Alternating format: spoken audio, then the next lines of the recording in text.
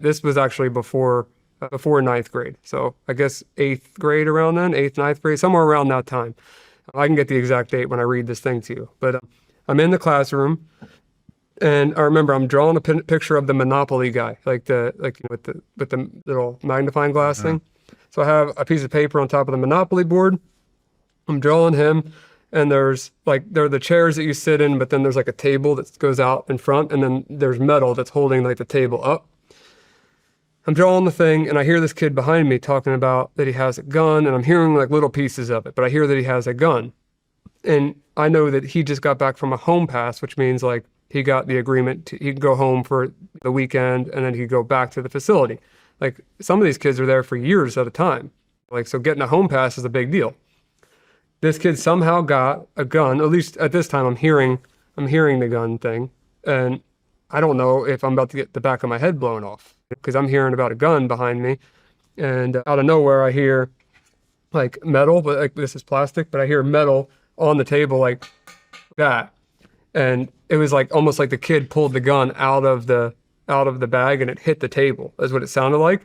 So I turned around, I like quickly thinking like I'm about to die.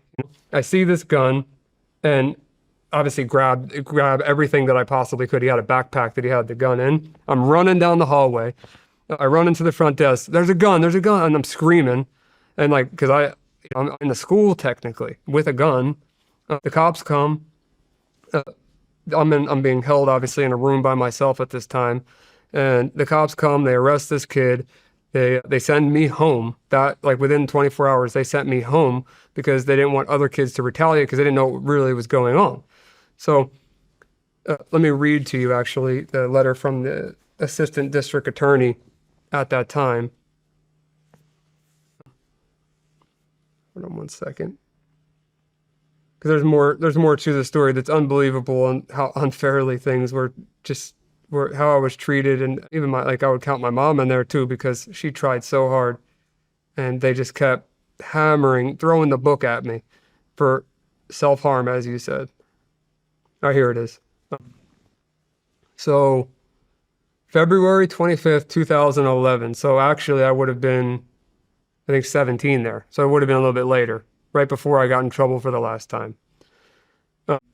In the interest of Ryan Montgomery, dear Katie, who was my probation officer at the time as a juvenile, I'm writing to advise you in the court that the above juvenile, Ryan Matthew Montgomery, did assist the Commonwealth in the successful prosecution of 2 other juveniles for the possession of a loaded functional .45 caliber handgun in the Devereaux facility where Ryan has been placed.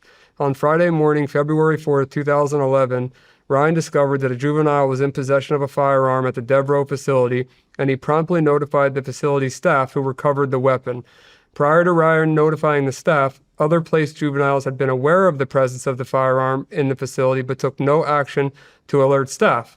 Ryan's testimony, if it had been needed, would have been vital to the Commonwealth's case.